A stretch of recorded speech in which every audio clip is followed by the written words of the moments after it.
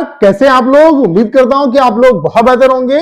IB security assistant 2025 के tier 1 के result का काउंटडाउन स्टार्ट हो चुका है। रिजल्ट बहुत जल्द आपको देखने को मिलने वाला है। तो रिजल्ट कब तक आने की संभावना है, कब तक रिजल्ट आपका आ सकता है, रिजल्ट के लिए आपको और कितना इंतजार जो है वो करना पड़ सकता है, उस पर बात करेंगे।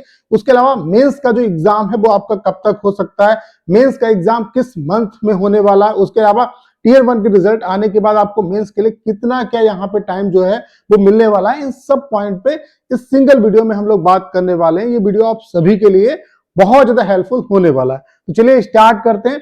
सबसे पहले अगर हम बात करें यहाँ पे कि आपका जो रिजल्ट है वो कब तक आने की संभावना है, तो लास्ट ईयर का आप ट्रैक रिकॉर्ड यहाँ पे देख सकते हैं।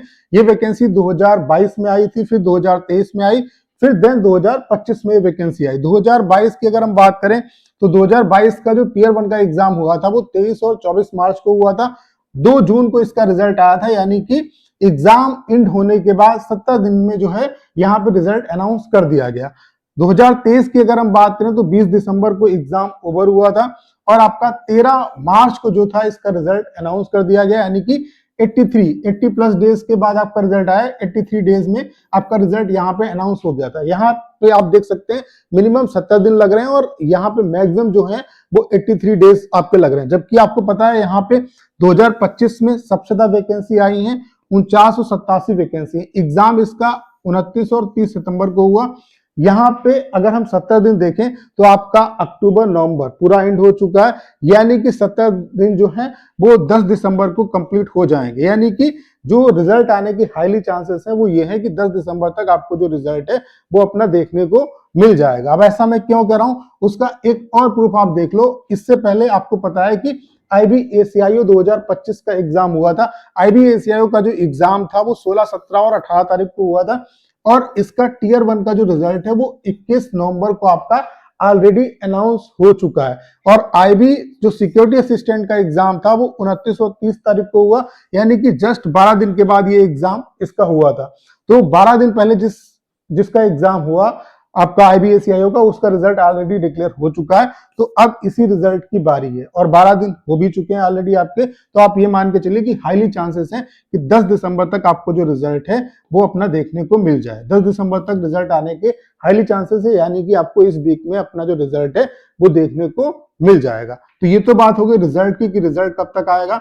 उसके अलावा अगर हम बात करें कि मेंस का जो एग्जाम है वो कब तक आपका हो सकता है, तो यहाँ पे अगर हम 2022 की बात करें तो 2022 में 2 जून को रिजल्ट आया था और 9 जुलाई को मेंस हुआ, यानी कि 37 दिन के बाद ही यहाँ पे मेंस करा दिया गया। उसके अलावा 2023 की बात करें तो 13 मार्च को यहाँ पे रिजल्ट आया और 23 जून को यहाँ पे मेंस कराया गया।